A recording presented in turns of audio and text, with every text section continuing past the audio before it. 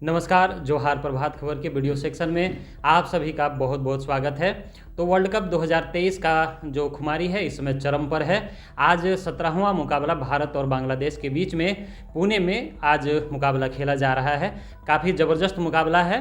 अभी बांग्लादेश की पारी समाप्त हुई है। बांग्लादेश ने भारत को बहुत बढ़िया और चुनौतीपूर्ण ये स्कोर कहा जा सकता है। 257 रन का ये स्कोर और लक्ष्य दिया है। भारत के सामने है ये लक्ष्य। तो पहली पारी जो बांग्लादेश की रही है, भारत की गेंदबाजी और बांग्लादेश की बल्लेबाजी, इस पर हम लोग आज चर्चा करेंगे।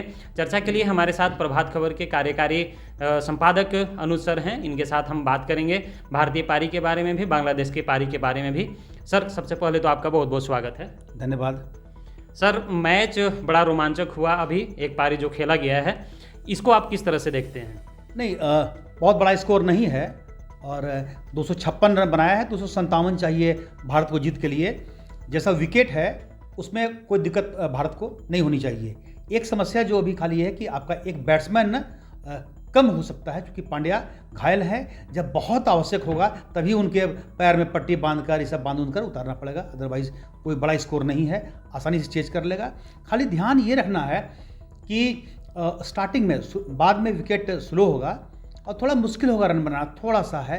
तो जो पहले 15 ओवर 20 ओवर के अंदर में भारत को स्कोरिंग काफ़ी तेज़ कर लेना पड़ेगा, ताकि विकेट को बचाते हुए, ताकि जब बाद में उसके जो बॉलर हैं वो स्लो बॉल फेंकेंगे हैं, तब भी आप 5 से ऊपर का नहीं जाए, एवरेज जाए। जी, अब बांग्लादेश की पारी के बारे में हम आपसे जानना चाहेंगे सर। जिस तरह से बांग्लादेश, जब दोनों के बीच में मुकाबला होना था, कई एक दिनों से यह चर्चा थी कि बांग्लादेश उलटफेर करने वाली टीम है। कई एक बार भारत को बड़े मुकाबलों में पटकनी दे भी चुका है। तो आज के मुकाबले में भी ऐसी संभावना जताई जा रही थी। और जो जिस तरह से शुरुआत तंजीद हसन और लिटन दास के बीच में पहले विकेट के लिए 93 रन की, लगभग हमको लगता है 93 रन का साझेदारी हुआ सर। तो एक बार लग रहा था कि कहीं बांग्लादेश फिर उसी रोल में तो आ नहीं रहा है। नहीं, सही कहा आपने। 2007 के वर्ल्ड कप में जो भारत को ग्रुप मैच से बाहर किया बांग्लादेश ने हराकर, उसके बाद से हर मैच में लगता है कि ये कहीं उलटफेर तो नहीं कर देगा। और इस बार इंग्लैंड को अफगानिस्तान ने हराया, वो सबको देखे, और हॉलैंड ने कैसे साउथ अफ्रीका को नीदरलैंड ने हराया। तो ये 2 बड़ा उलटफेर हो चुका है। तो बार बार ये सवाल आता है कि कहीं करेगा। अब वो समय नहीं है, भारत सीख चुका है। भारत की टीम बहुत मजबूत टीम है। लेकिन आज सुबह में अगर पूरे मैच को देखें तो 5 ओवर, जो 6ठा ओवर से 10वां ओवर था, वही मैच भारत के कंट्रोल से बाहर कर सकते हैं कुछ देर के लिए। बस बाकी पूरे मैच पर भारत का पूरा कंट्रोल रहा है। पहले 5 ओवर में बहुत अच्छी गेंदबाजी की उन लोगों ने और 10 रन दिया। लेकिन अगले 5 ओवर में उन लोगों ने ओपन अच्छा गेम खेला और प्रयास किया, तो उस पर रन बनाए और 10 ओवर में 63 रन बना था। जब 93 का स्कोर था तो लगा था कि ये 280 और 300 के आसपास जा रहा है। 300 के बाद स्कोर होने पर थोड़ी परेशानी होती, दिक्कत होती भारत को, लेकिन वैसा नहीं हुआ। फिर इस बार क्या हुआ कि ओपनिंग स्टंट के बाद भी भारत ने हर मैच में दिखाया है, भारतीय गेंदबाजों ने, बाद में मैच को बहुत कंट्रोल किया।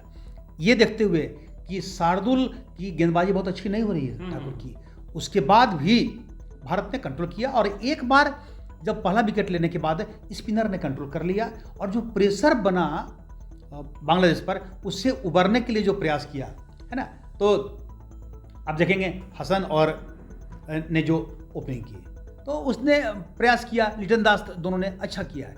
लेकिन बाद में शांतो नहीं चले। एक है कि सबसे अंत में जो अनुभवी प्लेयर उसका है मोहम्मदुल्लाह, उसने प्रयास किया, वो काफ़ी अनुभव है। और जो भी अगर वो नहीं खेल पाते तो स्कोर और कम होता। ऐसे भी भारत 20 रन के आसपास ज़्यादा रन बनाने दे दिया एक तरीके से, ये लगा। जी जी। तो सर, अगर हम लोग बात करें भारत की गेंदबाजी का, तो जिस तरह से मोहम्मदुल्लाह का विकेट बुमराह ने लिया, उस गेंद का कोई तोड़ ही नहीं था। जिस तरह से उन्हें ब्लॉक होल पर गेंद फेंका था और लगभग वो गिर चुके थे मैदान पर मोहम्मदुल्लाह।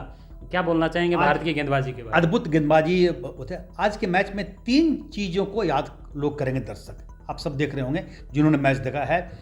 एक, राहुल का कैच, जबरदस्त राहुल ने कैच पकड़ा है विकेट कीपिंग में, बहुत सुंदर कैच पकड़ा, लेफ्ट बाएं साइड में डैब देते हुए एक हाथ से कैच कर लेना बड़ी बात है। दूसरा, हवा में उड़ते हुए है ना, जडेजा ने कैच पकड़ा है 2, और तीसरा बुमराह का वो विकेट, अब्दुल्ला का जो विकेट लिया, उसके पहले मैं एलबीडब्ल्यू की अपील की थी जो नहीं मिला, लेकिन बहुत शानदार। तो आज दिखे बुमराह पूरे फॉर्म में चल रहे हैं, कहीं कोई दिक्कत नहीं है, और गेंदबाजी भी अच्छी रही, फील्डिंग भी अच्छा रहा, सब कुछ रहा, भारत हर तरीके से हावी रहा, कहीं कोई परेशानी नहीं है। आज अच्छा लगा जी सर। देख कर भी है। सर एक चीज़ आज मैच में जो बड़ा अच्छा नज़ारा कहा जा सकता है, एक तरह से भारत के लिए ये क्या कह सकते हैं कि झटका भी है कि हार्दिक पांड्या चोटिल हो गए, लेकिन एक बड़ा अच्छा खूबसूरत दृश्य नज़र आया कि विराट कोहली को गेंदबाजी करने के लिए सौंपा गया। लेकिन हम इसमें जानना चाहेंगे कि विराट को ही वो 3 गेंद फेंकने के लिए क्यों दिया गया, रोहित शर्मा के दिमाग में क्या चल रहा होगा? देखिए, जो अभी भारत के 6 लोग थे जो कि बॉलिंग कर सकते थे, तो एक चले गए, तो 5 ही आपके पास है ना, तो ये 5 को करना है। अब इसमें सिर्फ 3 गेंद हार्दिक फेंके थे, और हार्दिक का स्पेल अच्छा नहीं हुआ था, लेकिन हार्दिक मेकअप कर लेते।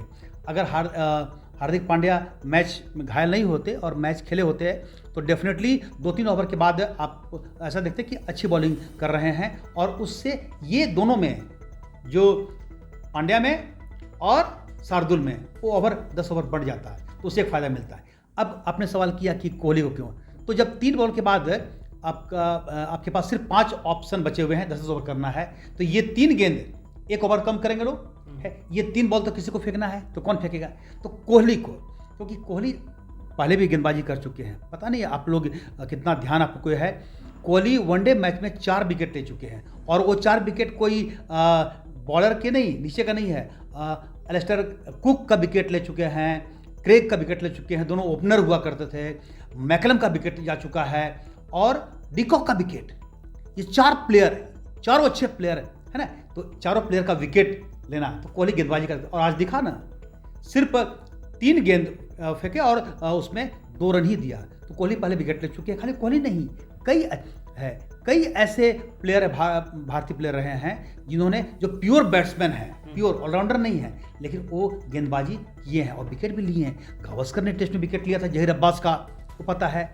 एक बार तो मजाक में धोनी बॉलिंग करने आए, उन्होंने विकेट लिया। लेकिन यहाँ पर कोहली और रोहित शर्मा भी विकेट लेते हैं, रोहित शर्मा भी विकेट 8-10 विकेट तो उनका है ही, विकेट ले चुके हैं। तो ये इसी कारण से कोहली को, और कोहली समझदार है, पता है 3 बॉल फेंकना है, कैसे करना है, तो कोहली को मौका मिला। जी सर।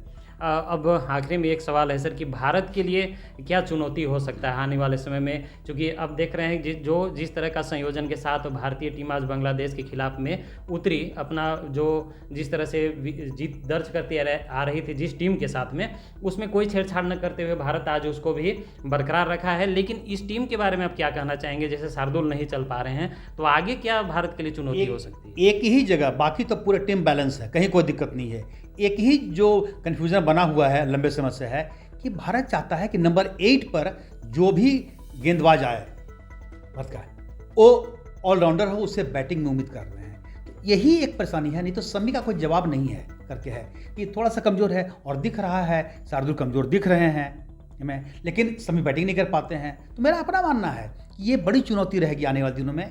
कभी जहाँ जो पिच स्पिन होगा वहाँ पे अश्विन को लाइए, अश्विन कमज़ोर बैट्समैन, जब बैटिंग की बारी आएगी तो किसी हाल में शार्दुल से कमज़ोर नहीं है, बॉलिंग में तो भारी पड़ेंगे ही है, स्पिन में है। इसीलिए जब जो पिच तेज पिच हो, जो मीडियम पेस को सपोर्ट करे, उस समय अगर शमी को लाए तो कहीं दुविधा नहीं है, कहीं दिक्कत नहीं है। अगर अश्विन को लाना पड़े, जब इस पिच विकेट अगर टर्न लेता हो तो वहाँ ला सकते हैं। लेकिन शार्दुल जो एक टीम को, ऐसे तो वो लोग करते ही हैं, 100 से बाहर निकलना चाहिए कि हमारा नंबर 8 जो रन बनाए ही। ऐसा अगर नहीं है तो सिर्फ 4, 5, 10, 20 रन बना दे, उसके लिए एक अच्छे गेंदबाज को आप रोक के रखते हैं, ये उचित नहीं लगता है। जब आपका 7 बैट्समैन नहीं चला तो 8वां क्या कर लेगा? तो ये एक सवाल तो होता ही है। ये चुनौती रहेगी नंबर 8 का, शार्दुल का विकल्प कौन होगा, इसको लेकर आने वाले दिनों में चुनौतियाँ होंगी। सर आज जाते जाते फिर अब ये लास्ट सवाल है कि भारत कितने ओवर तक में ये मुकाबला आज जीत सकता है, क्या आपको लगता है? नहीं, भारत बहुत ज़्यादा इसमें जोखिम नहीं लगा, चूँकि ये छोटा स्कोर नहीं है, 190 वाला स्कोर नहीं है, 190-95 वाला के कहने का है 256 का स्कोर, अच्छा खासा स्कोर है, फाइटिंग स्कोर है। और विकेट अगर शुरू में चला गया तो दबाव बन जाता है। और उठाकर देखिए बांग्लादेश के खिलाफ जो भारत का इतिहास रहा है, पिछले जब भारतीय टीम गई थी बांग्लादेश के दौरे पे, तो एक मैच में भारत बहुत कम स्कोर बनाया था, 190 के आसपास बना था स्कोर या 187 बना था, और उसका लास्ट विकेट 50+ का पार्टनरशिप करके मैच जीत गया। एक मैच जीता 5 रन से जीता, है ना। फिर एक और मैच था एशिया कप का था जिसमें कि 6 रन से जीता है। तो बहुत क्लोज मैच हुआ है। तो भारत इसको पहले मैच जीतना चाहेगा, बहुत जल्दीबाजी की नहीं है लेकिन अगर 44-45 ओवर मैच को खत्म कर दे तो भारत के लिए अच्छा रहेगा रन रेट के हिसाब से। लेकिन ये नहीं चाहेगा भारत है कि इसको 30 ओवर में खत्म कर हम 25 ओवर में खत्म करने का प्रयास करेंगे, ये जोखिम नहीं लेना चाहेगा। बिल्कुल। तो काफ़ी रोमांचक मुकाबला वर्ल्ड कप में खेला जा रहा है। भारत, हम लोग उम्मीद करते हैं कि भारत बहुत कम ओवर में ये मुकाबला आज जीत जाए ताकि उसका रन रेट जो है वो बेहतर हो और आगे के लिए जो सेमीफाइनल में पहुंचने की जो चुनौती है उसमें भारत खरा साबित हो। तो इसी तरह बने रहें, वर्ल्ड कप से जुड़ी खबरें हम लोग लगातार आपके बीच लेकर आते रहेंगे। तो पढ़ते रहें प्रभात खबर, देखते रहें प्रभातखबर.com। हमारे सोशल मीडिया से भी आप जुड़ सकते हैं। तो आप वीडियो को देखें और हमें इतना समय दिया आपने, इसके लिए बहुत बहुत धन्यवाद। सर आपको भी बहुत बहुत धन्यवाद। धन्यवाद जी। प्रभातखबर.com, विश्वास वही, रफ्तार नहीं।